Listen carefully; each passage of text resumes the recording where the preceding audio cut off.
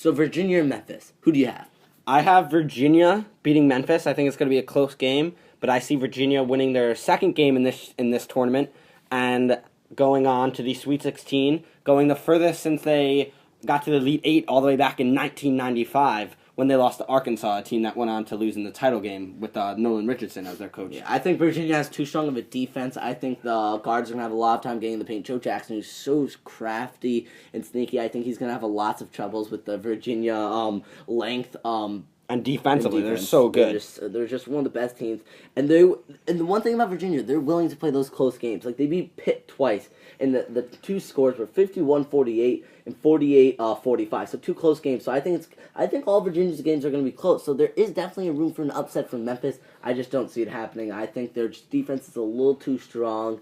And momentum. It's a huge thing for me, and they've been streaking us since the end of the season. A lot of people were questioning them because they were good, but they weren't that good. But again, a win versus Duke really cemented in my mind that they're a quality team, and they deserve to be mentioned among the best teams. Yeah, I agree with you there. I think Memphis has enough offense to be able to keep the game close because I don't think Virginia's going to blow anybody out because they're not great offensively. But they're just too good defensively. They're best in the nation, allowing 55.3 points per game, and they only allowed 70-plus points once in the ACC. But interesting enough, that game that they did allow more than 70 against Maryland, they lost in overtime. So I think if Memphis can score, they can definitely win this game. Because I don't think Virginia is going to be able to match Memphis offensively. I just don't think Memphis will be able to score enough. Mm-hmm. So let's move on to the next round. Cincinnati, Michigan State. And I'll actually start with this one. Except I have Harvard, Michigan State. Oh, sorry. Yes. Rory thinking about himself. What else is just to restate for those who are a little confused, I, in my bracket, have Cincinnati, Michigan State, and you have Harvard, Michigan State. So for me, it's a no-brainer.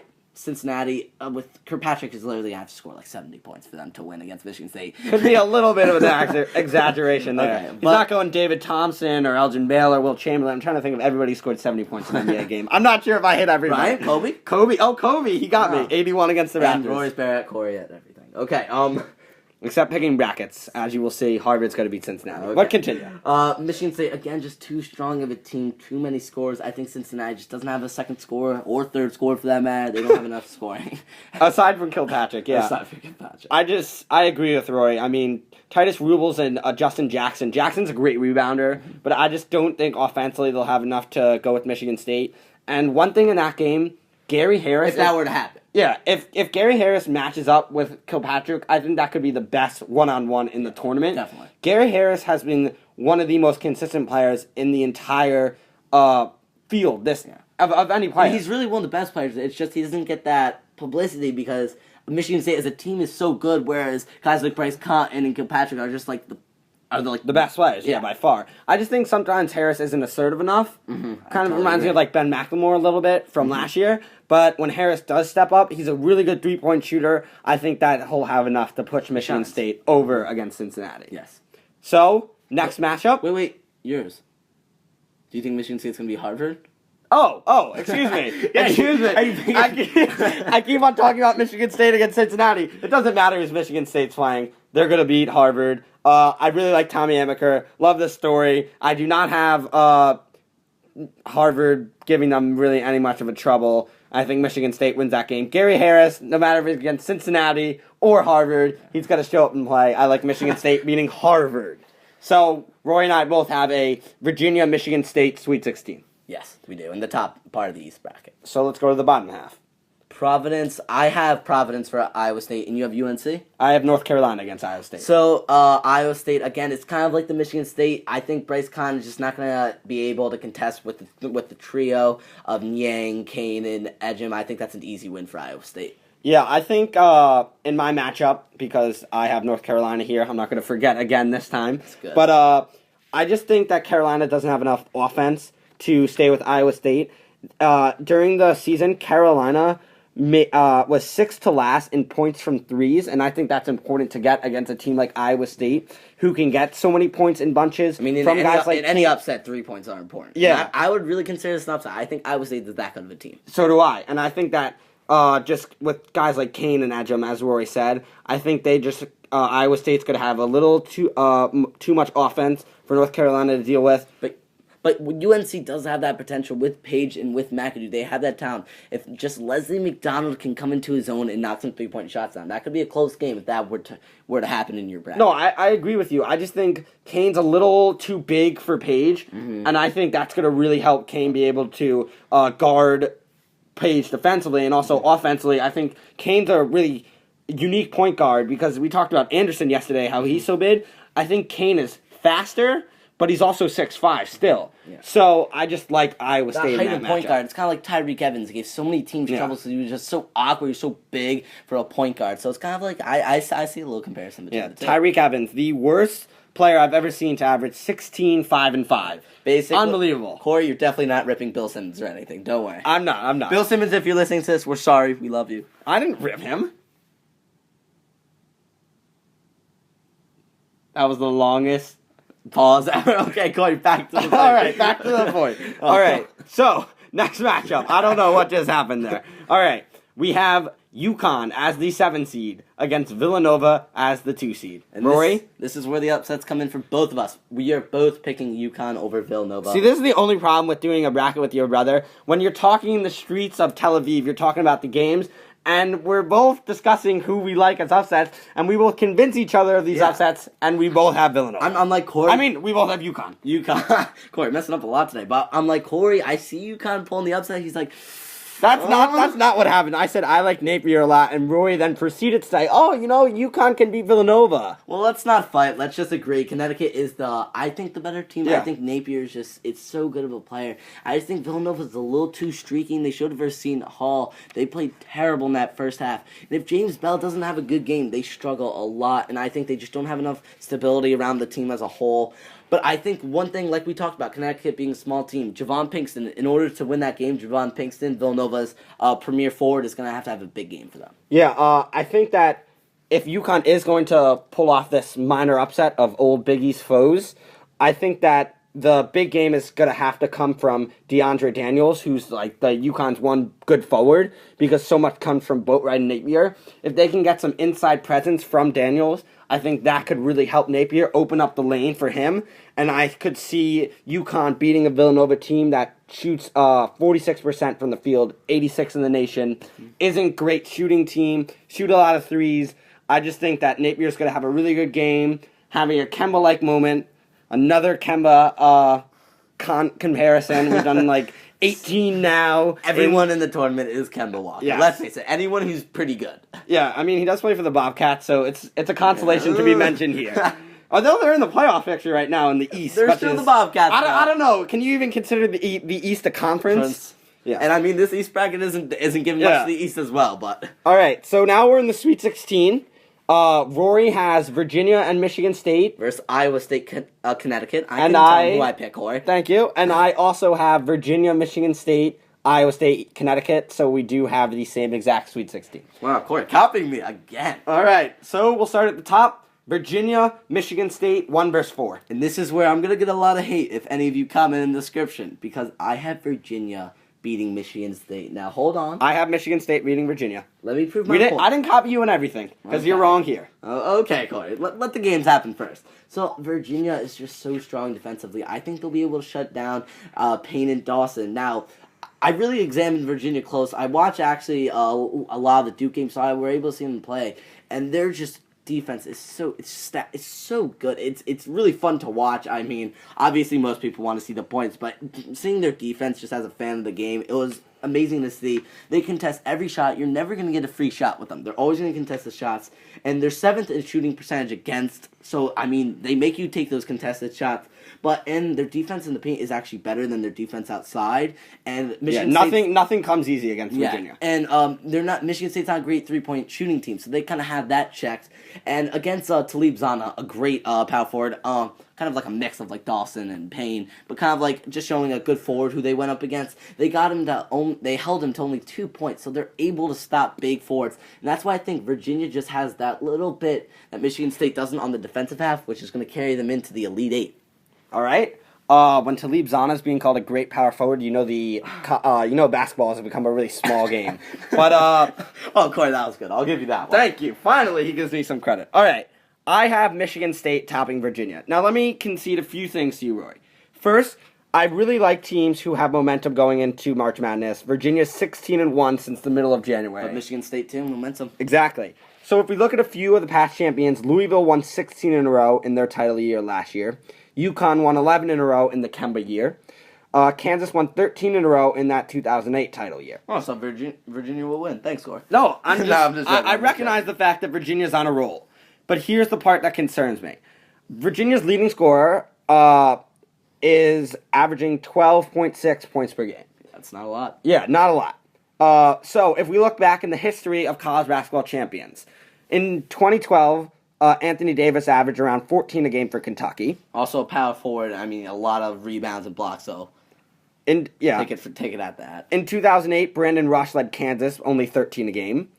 2013, Green for Florida averaged 13 a game. And then in 1998, for Kentucky, Jeffrey Shepard averaged 13 a game. I understand it can happen. I just listed a bunch of schools there who did not have a big leading scorer and won the national championship. But those teams had a bunch of guys who stepped up. We remember that Kentucky team had Davis, Kid Gilchrist. Bunch of competitors. Exactly. That Brandon Rush team was really good. We remember the Florida great teams with Noah, Green, Horford, all those guys. Good teams. I just think that they have a lot of scores. I just don't see the same amount of scores from Virginia. I know Joe Harris is a good player. Mitchell, I like Mitchell inside. I just think that they're not going to have enough scoring to keep up with Appling and Gary Harris and everybody from Michigan State. Yeah, Appling is definitely my X factor. I totally agree with you. When Appling's playing well, I mean, Michigan State just looks like a totally different team. Totally different team. Their performances just look so much better. I mean, if you look at their big games against Kentucky, 22 points, 8 rebounds, 8 assists. Those are for Appling. For Appling. Ridiculous numbers. And then against Ohio State, when Ohio State was kind of at its peak, they played an overtime game in which he had 20 points, 6 rebounds, and 7 assists. And then both those games he won. But what concerns me is he hasn't played well of late. His last 4 games, he hasn't eclipsed more than 10 points. So I'm a little scared there. And Appling, to me, is the X factor. And that's why I think Virginia has that little bit more than Michigan State has. But I think that's going to be a really good game. Yeah. Great defense if you want to see good defense there. I just think that Appling's going to play well. He's one of the few players I've seen in basketball who uses both hands so well. Reminds me of Kyrie. Not Kyrie at all. But although Kyrie doesn't really make any of his teammates better. But that's a whole nother story. But I just think that Appling is going to play well, I think, against Virginia. And I like Michigan State. Yeah. So let's move on to our next Elite Eight battle. Iowa State versus Connecticut. We both have, right? Correct. Oh, Sweet 16 game to move on to the Elite Eight. Sorry, Sweet 16 to move That's on. That's enough there, Rory. Okay. Thank you, Corey. Getting back out. Anyway, I think I really see this game being another easy game for Iowa State. I just don't see any troubles. I think Napier, this is where their luck runs out. I think, again, Iowa State just has too much scoring. Their offensive stats are just ridiculous. 6 in points, first in assists. Again, like I said, first in assists, they just love to pass the ball, and they pass it so well. None of them are selfish players. 23rd in the rebounds, and second in defensive rebounds. So just a great rebounding team. I just think they have too much for Connecticut to handle, especially on the boards. Yeah, I agree with you there. Even DeAndre Kane averages around 6 rebounds per game. Yeah. Iowa State's a very big team, and they also knock down 8 threes a game. I think this is, I agree with you, where UConn's run ends. Kemba Walker leaves the tournament in the form of Shabazz Napier. Kemba Walker again. Someone tell us how many times we've mentioned Kemba Walker. It's over. All right. So I also like Iowa State to move on. The mayor survives again. He could become the president if this keeps up. So I have Michigan State against Iowa State in my East Regional Final, and Rory has Virginia versus Iowa State. And I just want to say one thing that I do agree with the committee on, because a lot of people were like, wow, the Midwest, it's so hard compared to the East. But a lot of people don't recognize the East teams, because you think of Iowa State and Virginia, who I at least have in my Elite Eight, and people are like, who are they? I didn't even know they were good at basketball. For people who don't watch college basketball religiously. Yeah. They would think, wow, who are these teams? They're not the big powerhouses. They're not the Michigan States. You'd expect UConn to be like a 2 seed right now if you weren't really a big fan. But Virginia and Iowa State are good basketball. They're 2 really good teams. 2 very good teams. So I think if you really watch the teams, you can really see Virginia's defense. Iowa State's just love to pass the ball, and their amazing scoring abilities. So I think all 3 of the teams that we mentioned are definitely rewarding of making it to the Elite Eight. Yep. So, Rory, why don't you give them your pick first? Virginia against Iowa State. I have the Iowa State Cyclones. They've been one of my favorite teams of the season since they beat Michigan early on in the season. I was like, wow, Iowa State is for real. And I mean, I just think they have too much scoring for Virginia. I think this is where Virginia's defense collapses to me. Again, Kane is averaging 17 points, Edgem 18 points, Niang 17 points. I think it's just too much for Virginia to handle defensively. I think they can rebound. They have the ability to rebound with Virginia, which a lot of teams don't. So I think Iowa State to me is just too much for Virginia. And the Iowa State Cyclones are the winners of my East Regional bracket, and they are moving on to the Final Four. So this would be crazy if Iowa State actually made the Final Four, because the last time they did make the Final Four was 1944, and all the way back then they played Utah in the Final Four and they lost 40-31. So that shows how long ago it was when a team scoring 40 points and winning a game. And also, you know what's long when on Wikipedia for player stats under that Iowa State team? It's just question marks. No, nothing is written. Go on, 1944 Iowa State, nothing's written. By the way, I can validate this. It's literally question marks. They barely have any information on them. So that would be quite a feat if the mayor could do that. Yeah, plus they were playing Utah, so that just tells you a whole nother thing. Yeah, I know. It's not Keith Van Horn, Utah, or Andre Miller. So Roy has Iowa State advancing to the Final Four from the East. I have a Michigan State-Iowa State matchup, but unlike Roy, I have Michigan State moving on to the Final Four. That would be Tom Izzo's 7th Final Four in 16 tries, which is just incredible. If he does so. Even if he doesn't, 6 in 17 tries is amazing. I just think that I like Valentine to have a good game. I like Appling to have a good game. I just think that Michigan State is going to have the size to deal with Iowa State. Payne is 51% shooter inside. A force, he can also step out a little bit. I think that's important. I think also Gary Harris, I like his ability to shoot from behind the arc, 35%. Yeah, I agree with you. If Michigan State was able to make it against Iowa State, I think that would be a very favorable matchup for Michigan State, seeing as they could handle on the boards. But I don't think that's going to happen in my situation. But if that does happen, like you said, I think that would be one of the most interesting games of the tournament. Yeah, because also a little bit of contrast of styles here. Iowa State scores a lot. Michigan State a little slower tempo. Really good, effective field goal percentage, yes. 17th in the country. Iowa State likes to run and gun, but I just think Michigan State has enough size to stay with Michigan.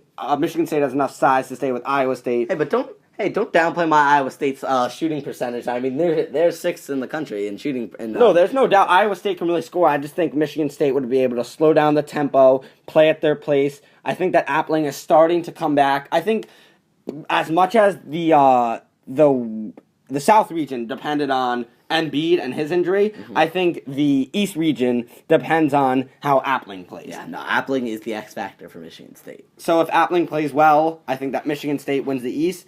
And so wait, let's announce our Final Four now. Yeah, so for the first 2 regions. Yeah, for the first 2 regions, because the South plays the East and the West plays the Midwest. So in the South, as you all know, I have Florida, and in the East, I have Iowa State. So again, Florida versus Iowa State in my Final Four, and damn, that will be an interesting game. And my Final Four matchup is Florida representing the South, although I do think that they'll lose to Kansas if Embiid comes back, but it's not in my pick, so I'll go with my pick, Florida in the South.